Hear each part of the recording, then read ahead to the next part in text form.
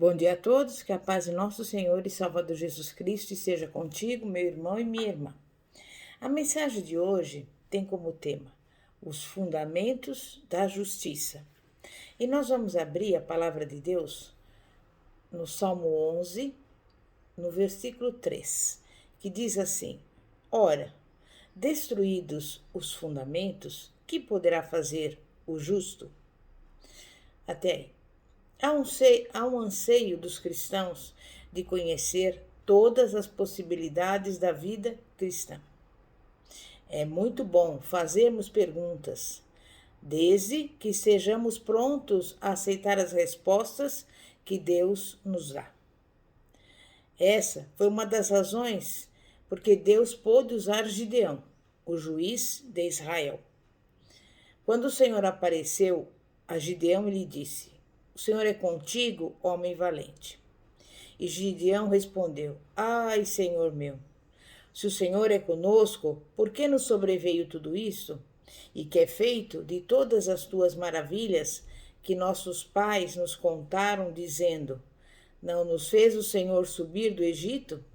Porém, agora o Senhor nos desamparou e nos entregou nas mãos dos midianitas. Em seguida, Deus deu a Gideão uma missão. Ele tinha um coração inquiridor.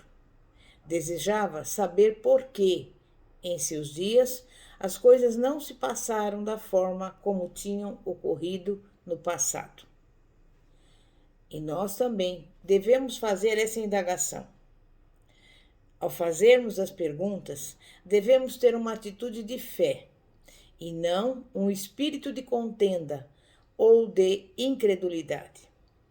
Precisamos estar dispostos a aceitar as revelações que Deus nos fizer. Muitos cristãos têm feito as mesmas perguntas de Gideão. Por que não vemos hoje as grandes maravilhas que Deus operou em gerações passadas? Por que não há a mesma convicção de pecado, aquelas grandes operações do Espírito Santo, o mesmo senso de santidade de Deus e o mesmo zelo no viver diário? Onde estão os sinais que devem acompanhar aqueles que creem? Só Deus sabe a resposta certa. Contudo, as Escrituras revelam claramente algumas verdades básicas. Nesse versículo que lemos, no Salmo 11, versículo 3, encontramos a seguinte pergunta: Ora, destruídos os fundamentos, que poderá fazer o justo? Cremos que um desses fundamentos é aquilo que o Novo Testamento chama de o reino de Deus, ou, em uma linguagem mais atual, o domínio de Deus, o governo de Deus. O governo de Deus é um reino, o domínio do rei sobre os homens. Onde há governo, há lei. Deus revela a sua vontade quanto ao procedimento do homem, por meio dos mandamentos que lhe apresenta. Antes da queda de Adão e Eva, ele já dissera: De toda a árvore do jardim comerás livremente, mas da árvore do conhecimento do bem e do mal não comerás. Gênesis 2, versículos 16 e 17. Caso desobedecessem, certamente morreriam. Depois do dilúvio, com a formação do povo de Israel e nova desobediência, Deus deu a lei ao povo por intermédio de Moisés. Ou seja, 10 normas para reger a conduta humana. Essas leis visavam não somente ao povo escolhido, mas a toda a humanidade. E novamente ele declarou, como já fizera a Adão, que se eles não obedecessem, morreriam. Não poderemos compreender a salvação sem entender a lei de Deus. Se deixarmos de apresentar a lei como um requisito divino para a conduta e a vida do homem, cessaremos de apresentar a mensagem da salvação por Jesus Cristo, do modo que ela deve ser apresentada. Hoje em dia, estamos invalidando a lei com base na ideia de que ninguém pode guardar a lei e jamais o conseguirá. Embora isso seja verdade no que diz respeito ao homem, limita o poder divino que nos é outorgado em Cristo. Ademais, tal pensamento desobriga os homens da responsabilidade moral e anula a convicção do pecado. As pessoas apontam a sua própria incapacidade moral para justificar os seus erros, isentando-se assim aos seus próprios olhos. Eles não chegam a desfrutar das bênçãos da salvação e libertação divinas. Deus jamais isenta o homem da sua obrigação de ser justo. Ele requer a santidade, exige a prática da justiça. A experiência de Gideão é um exemplo de como Deus faz questão da obediência. Depois que ele teve o seu encontro com o Senhor, este pôs à prova a sinceridade da sua atitude inquisitiva, dando-lhe instruções práticas concernentes à sua maneira de encarar os problemas do seu tempo. Primeiro, ele demonstrou a sua sinceridade com uma atitude de culto e reverência a Deus. Segundo, Deus lhe ordenou que destruísse o altar de Baal, que representava a principal infração da lei divina em seus dias. Em toda parte, o povo de Israel estava desobedecendo ao mandamento: não terás outros deuses diante de mim. Não farás para ti imagem de escultura. Com sua fé e obediência, Gideão fez reviver o sentido dessa lei. Para que Israel fosse liberto dos midianitas, era essencial que eles observassem a lei. Com Gideão, a lei voltou a vigorar e acionou o processo de libertação. A lei, para ser lei, tem que se fazer cumprir. Se a tratarmos como simples conselho e não como mandamento, ela será inútil. Se, por exemplo, nossa sociedade considerasse a parada no semáforo vermelho apenas um bom conselho, quanto tempo durariam a ordem e a segurança? As leis de Deus, em seu propósito, são semelhantes às leis humanas. A Bíblia chama de pecado a infração da lei, ou seja, do regulamento. 1 João 3,4 diz que o pecado é a transgressão da lei. E isso é um fundamento. E se não o difundirmos em nossa pregação e ensinamentos, a própria redenção perderá o seu sentido. Pela lei, vem o conhecimento do pecado.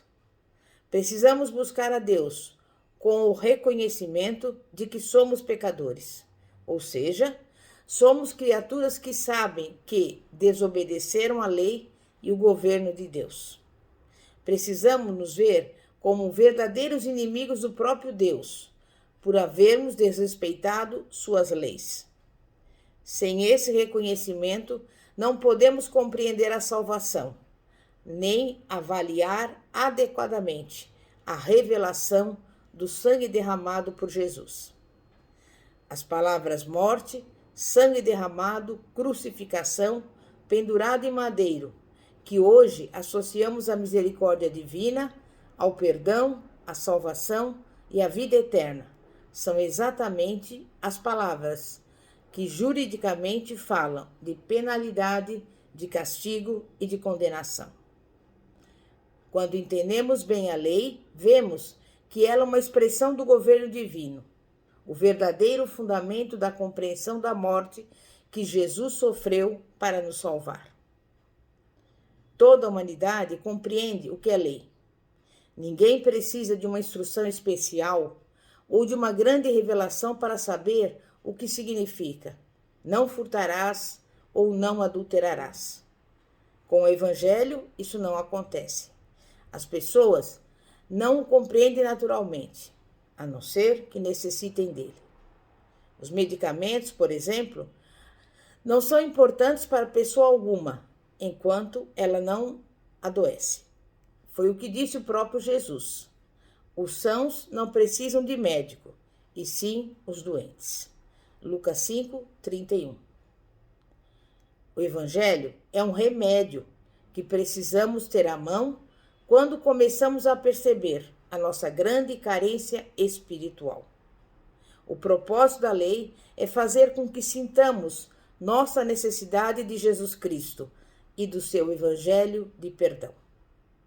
A lei condena nossos pecados, mas não pode perdoá-los. A lei requer libertação, mas não pode concedê-la. A lei exige espiritualidade, porém não pode comunicá-la aos homens.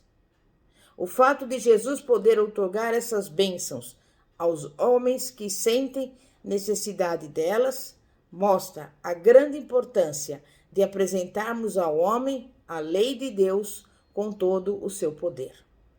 É preciso que eles saibam que a condenação os aguarda, que se acham presos ao pecado e que não possuirão vida espiritual, enquanto não receberem a Jesus Cristo como Senhor e Salvador. A lei não oferece misericórdia nem perdão. Ela é o ministério da morte para aquele que transgrediu a lei. Quanto mais o transgressor encarar a lei, mais terá necessidade de que alguém ou algum outro poder que não a lei lhe traga a libertação, pela qual o seu coração clama. O apóstolo João proclama a mensagem, porque a lei foi dada por intermédio de Moisés. A graça e a verdade vieram por meio de Jesus Cristo. João, capítulo 1, versículo 17. Ele é esse alguém. O que a lei não podia fazer, Jesus Cristo, o Filho de Deus, fez. Aquele que se dispuser a se afastar do pecado de todo o coração e vontade, poderá receber de Jesus Cristo o perdão, a plena libertação da condenação e de toda a escravidão do pecado.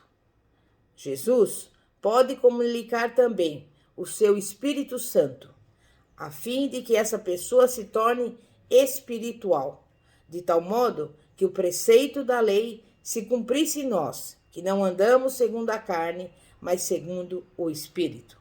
Romanos 8,4. Amém? Então vamos orar. Santíssimo Deus e poderoso Pai, Pai de nosso Senhor e Salvador Jesus Cristo, que nós, Pai, como cristãos que somos, venhamos reconhecer que somos falhos, que somos pecadores, mas que nós, Pai, podemos receber de Ti a libertação, podemos receber o perdão dos nossos pecados, quando verdadeiramente nos arrependemos e reconhecemos que estamos fazendo algo que transgride a Tua lei, mas que nós possamos ter a convicção de que o melhor é viver pela obediência, pela santidade. E é isso que nós já Te agradecemos, porque sabemos que para Ti não haverá nada demasiadamente difícil. E nesse dia de hoje entregamos a Ti a nossa vida, reconhecendo o Teu poderio, o Teu senhorio, o Teu governo, e nos entregamos a Ti, em nome de Jesus. Amém e graças a Deus. Pastora Fátima, da Igreja Evangélica Apostólica Poder de Cristo. Que a paz de nosso Senhor e Salvador Jesus Cristo esteja contigo. Amém e graças a Deus. Glória a Deus.